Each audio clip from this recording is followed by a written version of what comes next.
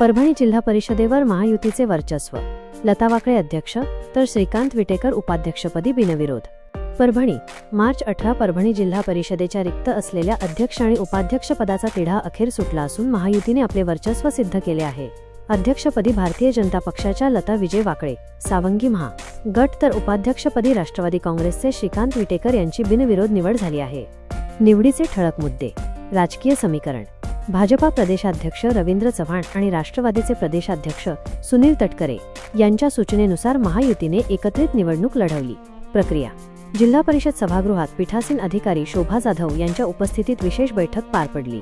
दोन्ही पदांसाठी प्रत्येकी एकच अर्ज आल्याने ही निवड बिनविरोध घोषित करण्यात आली. पार्श्वभूमी सन 2022 पासून जिल्हा परिषदेवर प्रशासकीय राजवट होती. नुकत्याच झालेल्या सार्वत्रिक निवडणुकीनंतर आज लोकशाही प्रक्रियेद्वारे नवीन पदाधिकारी नियुक्त झाले आहेत. अध्यक्षपद अनुसूचित जाती महिला प्रवर्गासाठी राखीव असल्याने भाजपाच्या लता वाकळे यांची वर्णी लागली, तर उपाध्यक्षपदावर राष्ट्रवादीने आपला दावा भक्कम केला. या निवडीमुळे जिल्हा परिषदेतील सत्ता संघर्षावर पडदा पडला असून विकास कामांना आता नवी गती मिळण्याची चिन्हे आहेत.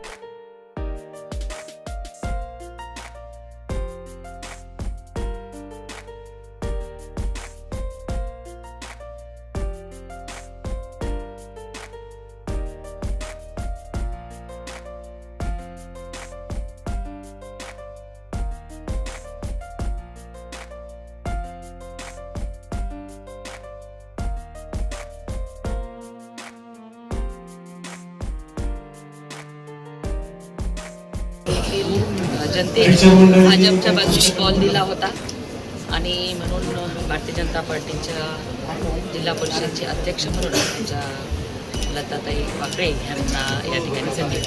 शिंदे गट नाराज आहेत, पाटील संजीव खुपसला म्हणतायत भाजपने. नाही, आम्ही महायुतीतच सत्ता स्थापन केलेली आहे.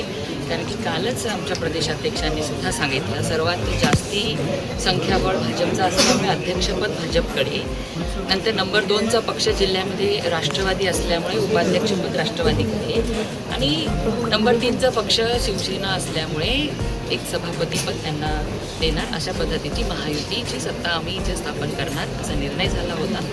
परंतु त्यांची नाराजी काय आहे तर मी त्यांना भेटल्यानंतर सांगितलं.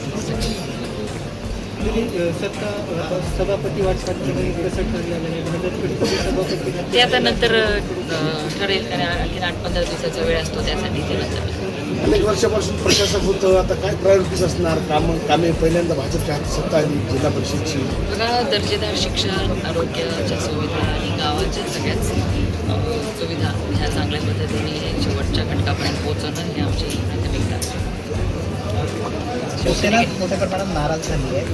पत्रकार परिषद घेऊन त्यांनी आरोप केले की एकनाथ शिंदेंच्या शिवसेनेला थोपवण्यासाठी भाजपचे सर्व नेते जे आहेत ते प्रयत्न करतात असा आरोप करण्यात आला. आणि मी काय पत्रकार परिषद त्यांची झाली मी काही बघितलेली नाही, तुमच्याचकडनं कळत आहे.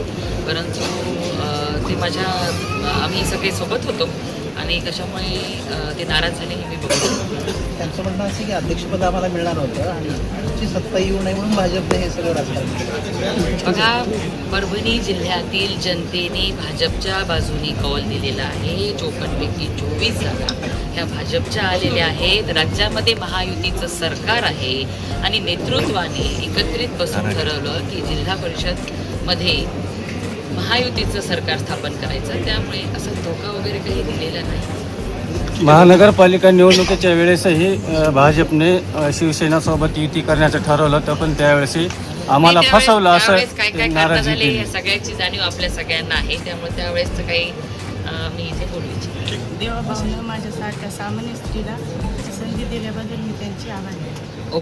सर्वप्रथम मी ते सांगतो, महायुतीच्या ज्या काही महाराष्ट्रातल्या ज्या काही राजकीय तडजोडी आहेत त्याप्रमाणे आताच दिदीने सांगितलं त्याप्रमाणे की बाबा ज्याच्या जास्त जागा त्याप्रमाणे जो काही फॉर्म्युला चाललेला आहे आणि आमचे नेते माननीय सुनील तटकरे साहेब त्यांनी अध्यक्ष माननीय राजा विटेकर यांना ज्या पद्धतीने सांगितलं त्या पद्धतीनंच आम्ही राष्ट्रवादीचे लोक हे वागलेलो आहोत. त्यामुळे कुणाला नाराज करायचा हे काही प्रश्न आहे. काल पण आमचे मित्र होते, आज पण आमचे. अनुभवाचा काय तुम्हाला फायदा होईल वाटते? कारण तुम्ही यापूर्वी सुद्धा जिल्हा परिषद अनुभवाचा नक्कीच मला फायदा होईल, कारण की स्वर्गवासी उत्तमराज विटेकर या परभणी जिल्हा परिषदचे अध्यक्ष होते. माझी आई सौ विटेकर आपण ह्या सभागृहाच्या अध्यक्ष राहिलेल्या जिल्हा परिषदच्या आणि माननीय आमदार राजेंद्र विटेकर हे पण जिल्हा परिषदचे अध्यक्ष आहेत. त्यामुळं हे जिल्हा परिषदचे कामकाज हे मी जवळून बघितले.